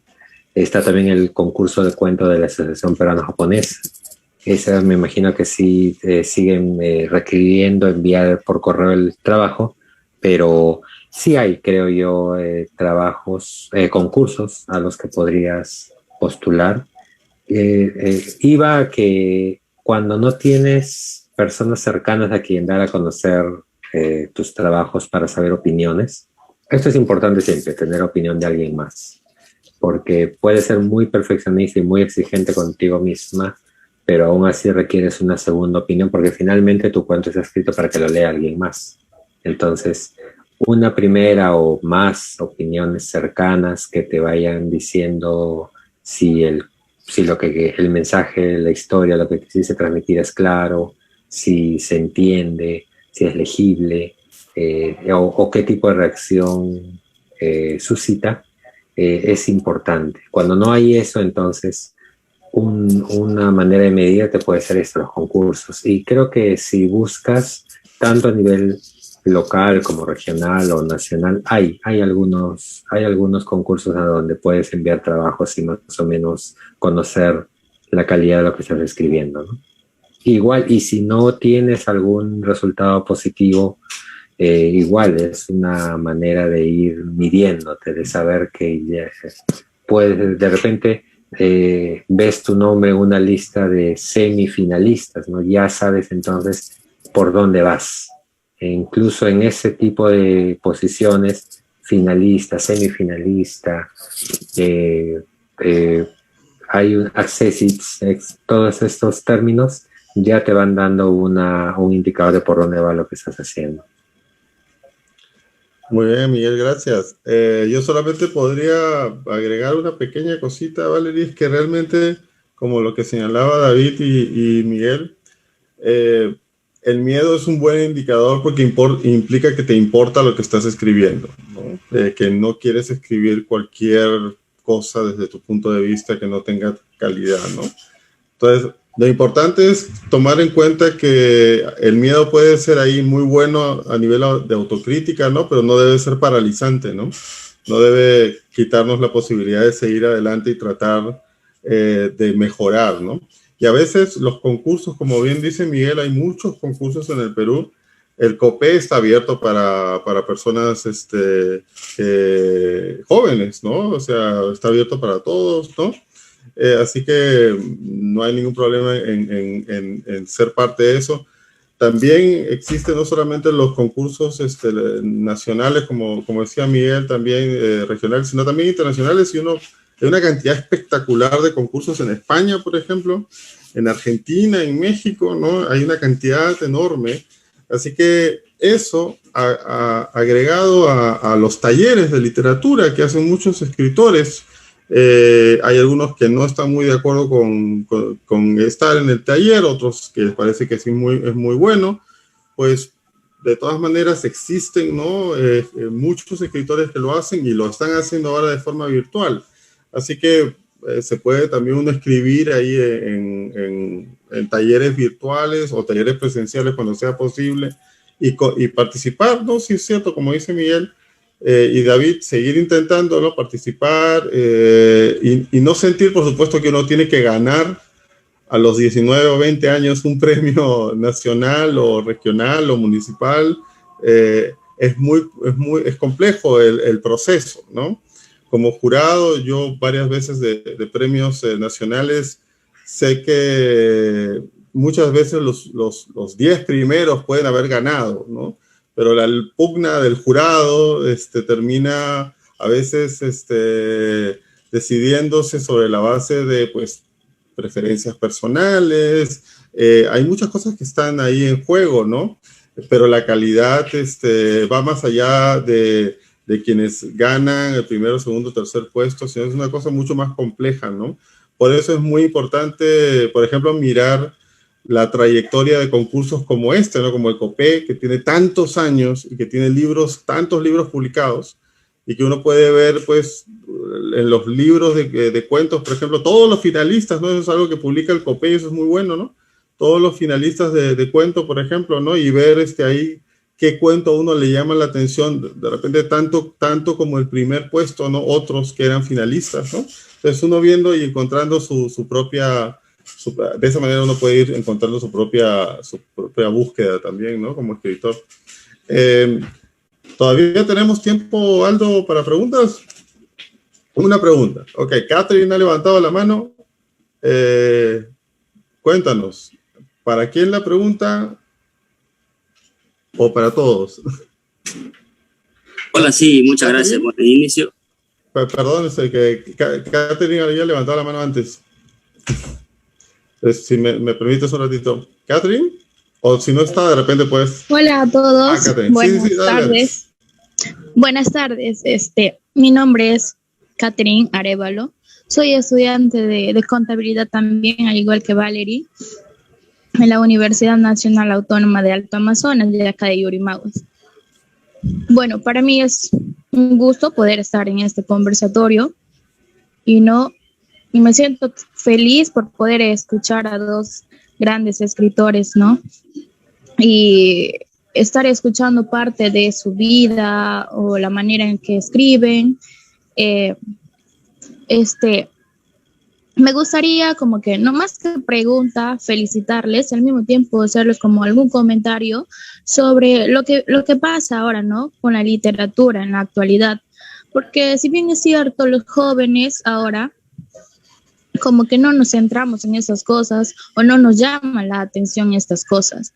Sin embargo, me interesa más, por ejemplo, personalmente me interesa más sobre los ensayos, los artículos, inclusive el cuento también. Por ejemplo, en las distintas regiones en el país existen, ¿no? los juegos florales en el cual nos hacen participar. En todo el transcurso del colegio, cuando yo estuve en el colegio, participaba en eso de los juegos florales y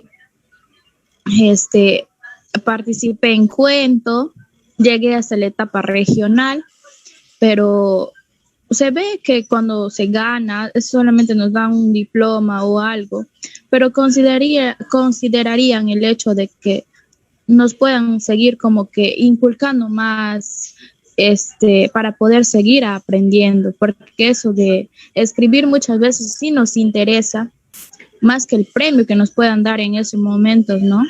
Se llega muchas veces a la etapa nacional, nos dan el premio y ya queda ahí todo eso, y muchas veces no se hace ni reconocido el cuento con el que hayamos ganado alguna vez y se queda ahí en el olvido.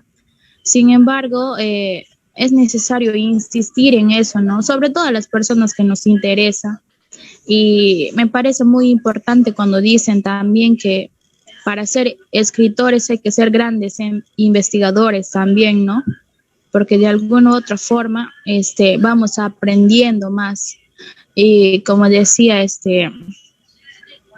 David, muchas veces ni en nuestro propio pueblo somos valorados cuando expresamos nuestras propias opiniones. Es como si opinas algo y obviamente vamos a tener algún error al opinar algo, y eso lo ocupan para cuestionarnos todo lo que habíamos dicho sin buscar lo lógico de lo que muchas veces pueda parecer a los demás ilógico, ¿no? Y la verdad que, como les decía, sobre los ensayos, me interesa bastante eso porque nos podemos explayar con lo que sentimos, con alguna pregunta que parte de sobre todo la problemática que podamos pasar, ¿no?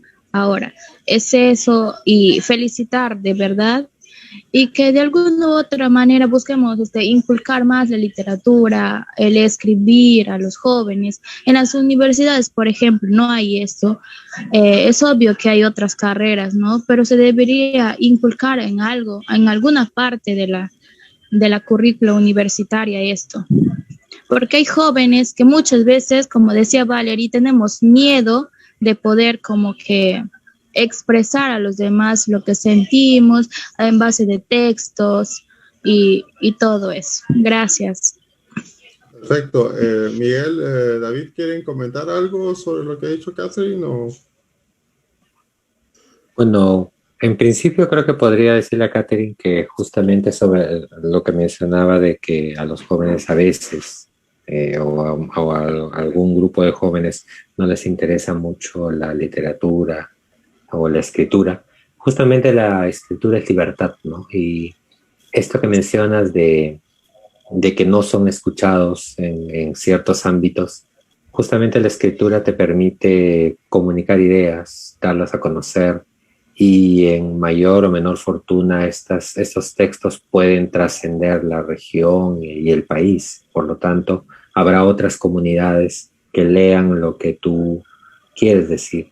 Y en principio es la manera más directa de dar a conocer los problemas de tu entorno, de tu ciudad, de tu región, para que otros en otros lugares los conozcamos, ¿no? Entonces, si justamente buscan y les preocupa el ser escuchados, creo que la escritura, no solo la literatura, ¿no? También no solo la literatura como ficción, sino también el ensayo, que es lo que practica David, justamente demuestra que puedes partir de preocupaciones muy propias y darlas a conocer al resto del país, ¿no? Ahora nos estamos enterando, gracias al ensayo de David, de toda una línea que viene desde la colonia de personajes y que no conocíamos, que no viene siendo abordado por la historia oficial.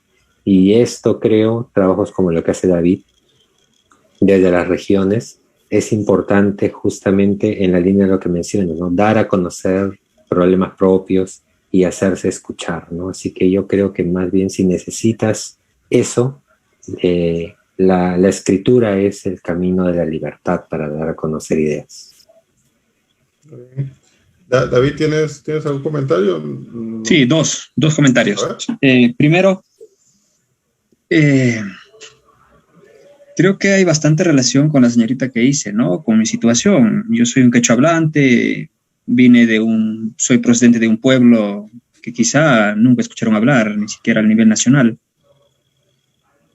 Quizá recordado por cuestiones negativas, ¿no? Como Matanza de Época Sendero, escucharon quizás hablar de Lucanamarca, Saxamarca, donde Sendero hizo lo que quiso. Yo soy parte de un pueblo vecino de ello, ¿no? Para mí la escritura es poder. Eso es lo que para mí significa mucho. Yo escribo poder. He encontrado un espacio donde puedo expresar mis ideas a partir del trabajo. Gracias a la escritura. Gracias a eso, creo que no tengo otro espacio para hacerlo. ¿Qué tal? ¿Me escuchan? Sí. Ya. Eso, primer punto, ¿no? Entonces, hay un poder, ¿no? Cuando uno ha tomado este privilegio de escribir. Segundo, quizá aquí hay profesores en la universidad, deberían priorizar lo que es el ensayo. Yo soy profesor de la universidad y también tengo ese privilegio de enseñar, pues, ¿no? Enseñar a los chicos que recién entran a la universidad, que están empezando, y para ellos, ¿no? Pido que hagan un ensayo. Y no solamente lo dejo, ¿no? No solamente digo, hagan un ensayo, sino a lo largo del ciclo enseño cómo hacer poco a poco, ¿no? Parte por parte, cómo se hace. Y a veces creo que los profesores fallamos en eso, ¿no? Dejamos solo trabajo. Y yo recuerdo haber hecho eso un ciclo y no me funcionó bien. Me entregaron un trabajo pésimo. Y alguien por ahí me dijo, el error estaba en tu persona, porque solo has asignado un trabajo. Es que tú eres profesor, tú tienes que enseñar. Y creo que algo de eso estaba haciendo, ¿no? Y así me presenté también a este del concurso COPE, ¿no? Porque ya venía practicando. Entonces, debe ser urgente enseñar este tipo de trabajos, ¿no? Como el ensayo o otros en la universidad. Creo que requiere y es necesario. Ayuda bastante. Prepara al joven que es bastante, pues, crítico, reflexivo. Ayuda mucho en eso. Muy bien, David. Sí, es cierto, ¿no? Necesitamos estimular a los chicos que por lo visto están muy interesados en escribir, ¿no? Y en investigar, ¿no? Como son los dos espacios que se están discutiendo. Aldo, quisiera de repente, no sé si tenemos todavía un minuto para darle a Roger, que comenzó a hablar y le tuve que cortar porque había levantado la mano a otra persona. ¿Le podemos dar un minuto a Roger o ya no hay? Un minuto a Roger y un minuto a Esquivel. Y ahí ya, okay. Vamos cerrando. Y ahí cerrando. Sí. Entonces, brevemente, por favor, chicos. Roger, cuéntanos. Sí, muchas gracias por poder ser partícipe en este hermoso conversatorio. Felicitar realmente muy de veras a los organizadores de este bonito conversatorio, Petroperú, siempre presentes en Amazonía con este tipo de eventos, apoyando siempre a la cultura, al arte, a la literatura, a la poesía, ¿no? Que nos enriquece mucho. Y nosotros los amazónicos nos caracterizamos mucho, ¿no? En tener esos talentos, ¿no? Déjame comentarte, bueno, un fuerte aplauso desde Yurimaguas, a los ganadores, grandes ganadores de COPE 2021. Está David, Miguel, que nos han enriquecido hoy, nos han dado todo su conocimiento, su sabiduría para nosotros de aprendices, de repente poder emprender, ¿no? Poder, digamos, empezar algunos, otros ya avanzar y así trascender, ¿cierto? Yo tengo una pequeña anécdota así muy cortita. Yo también soy estudiante universitario, soy padre de 2 hijos, tengo 39 años, estoy estudiando en la nueva universidad, en Yurimaguas acaba de funcionar una universidad hace 2-3 años, entonces, y soy parte de ello también de la comunidad universitaria. Estoy haciendo contabilidad de 5º ciclo, y entonces, yo tengo una gran anécdota. Visité la biblioteca municipal en Yurimaguas, y entonces ahí encontré justamente libros de enciclopedia COPE, ¿no? Encontré el Paiche, encontré la Flecha del Guerrero de Torne, encontré Amazonas, Ruta Milenaria de Aldo Bolaños. Entonces empecé a leer y me ha encantado, me ha fascinado. Yo era cliente de biblioteca ya VIP, me quedaba ahí en mis tiempos libres, y créanme que desde ese momento me empezó a tener una afición muy grande a la escritura, ¿no? A imaginarme lo que indican los libros ahí. Y en un trabajito así que tuve por la zona rural, que la Amazonía es muy, muy extensa en su riqueza cultural, idioma, tradiciones, culturas, mitos, leyendas, y sin fin. Pues estuve por la zona del Marañón, ¿no? Conversando con apus, dirigentes indígenas de la zona. Entonces saqué muchas cosas de ahí y ahora me pongo a escribir un poco sobre ello. Gracias a ellos, ¿no? En COPE que empecé a leer el tema de la Amazonía y me encantó mucho. Básicamente esa era mi intervención, ¿no? Yo también soy muy joven en esto, estoy emprendiendo. Escuché a David, a Miguel, que nos han expuesto ya muy extensos sus experiencias, a vencer el miedo, como decía Valerie Nicole, que de a poco se va venciendo el miedo, ¿no? Y es natural, cuando uno se inicia algo siempre se tiene miedo, ¿no? Hay también a romper las argollitas por ahí y vamos a ser muy buenos en lo que queremos realizar. Entonces, vaya mis felicitaciones, un abrazo fraterno para todos ustedes de Yurimaguas, Alto Amazonas, y le esperamos siempre a Petroperú aquí en la zona para que nos sigan brindando, ¿no? Sus apoyos a las personas que queremos enrumbar este tema del arte, la escritura, la poesía. Un fuerte abrazo para todos ustedes y felicidades. Muchas gracias, Roger. Gracias por tu comentario. Y ahora, pues, Esquivel, ¿tienes un comentario, una pregunta?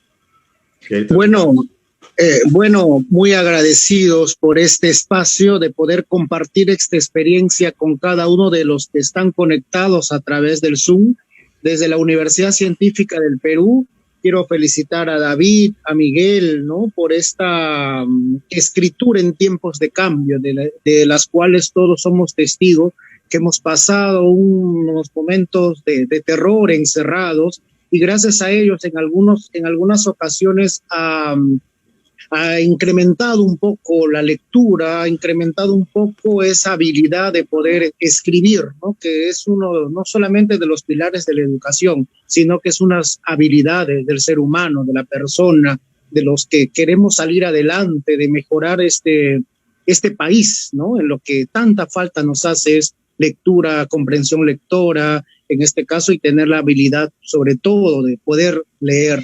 Yo admiro mucho a David, a Miguel, que son premios COPET, en esta intervención, porque considero que es más allá del premio, es lo que queda en la memoria, ¿no? Y que otros debemos seguir ese camino, ¿no? De poder participar, de poder escribir, de poder hacer novelas, cortos, poemas, poesías, relatos, todo lo que concierne en este mundo de lo que estamos hablando, que es muy importante, y de verdad yo les agradezco, ¿no? Porque este tipo de reuniones virtuales por este medio hacen un poco a las personas podernos tener un poco más de acercamiento a estos tiempos que estamos cada uno por su mundo, ¿no? Entonces, yo pienso que debemos inculcar cada día, tener los grupos de lecturas, grupos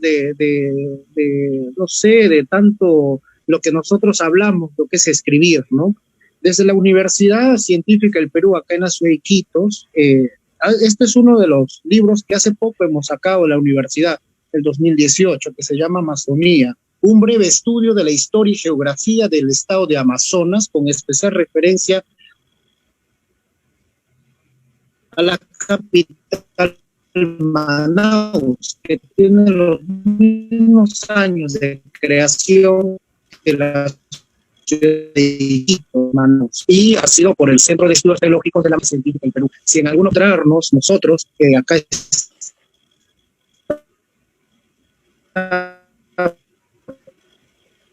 podemos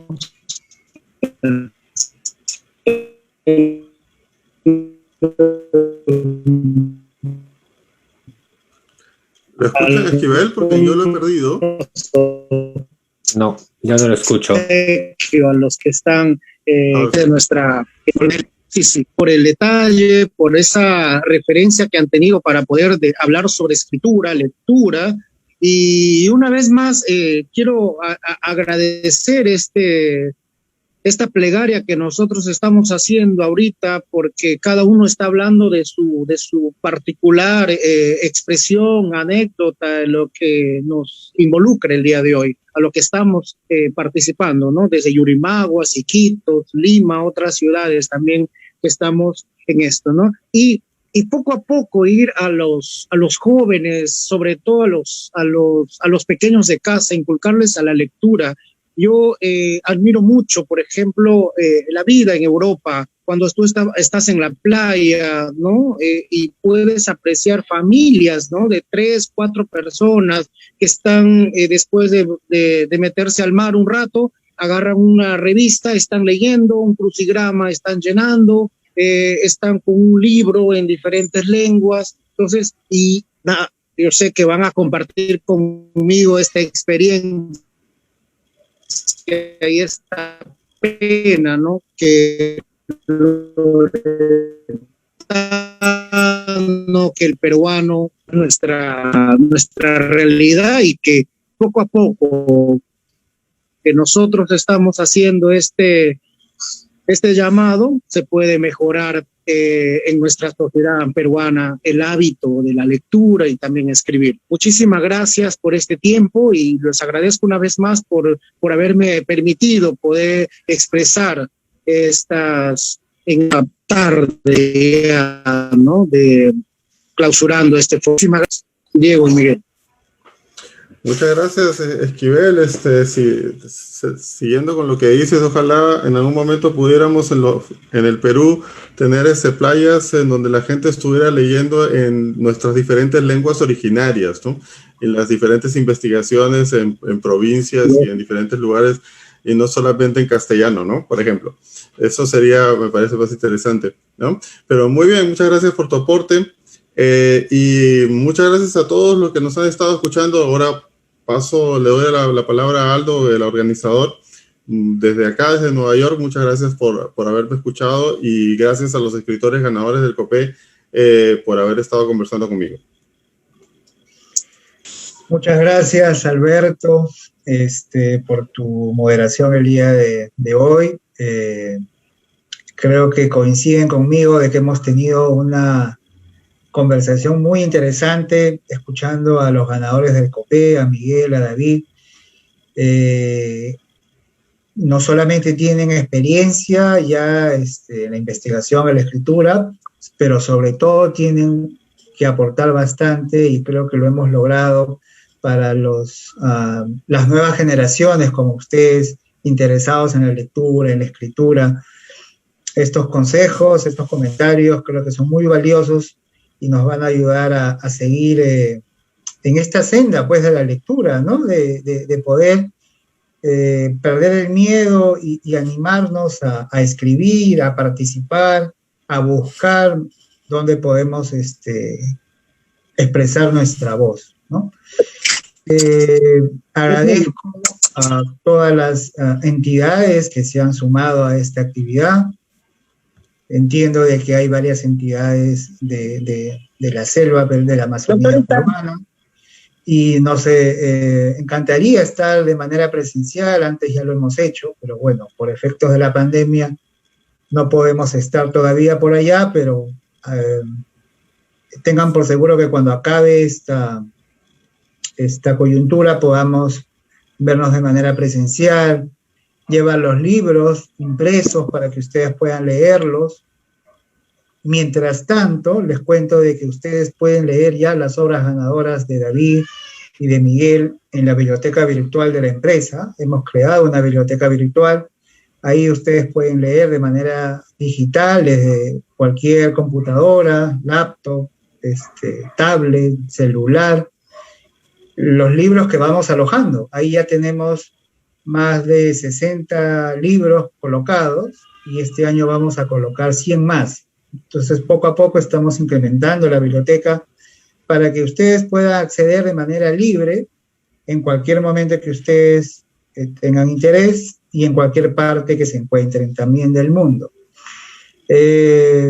Comentarles también, hacerles recordar que está vigente el concurso Premio COPE 2021. Este año convocamos los géneros de poesía y novela. Pueden participar cualquier peruano mayor de edad.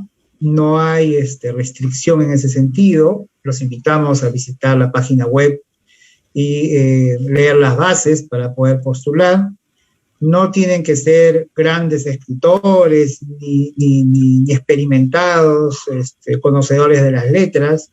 Hemos tenido 2 ejemplos ahora de escritores jóvenes que son ganadores actuales del premio COPE. Entonces no hay pues ese antiguo pensamiento de que podíamos ganar solamente los que tenemos tantos años escribiendo, ¿no?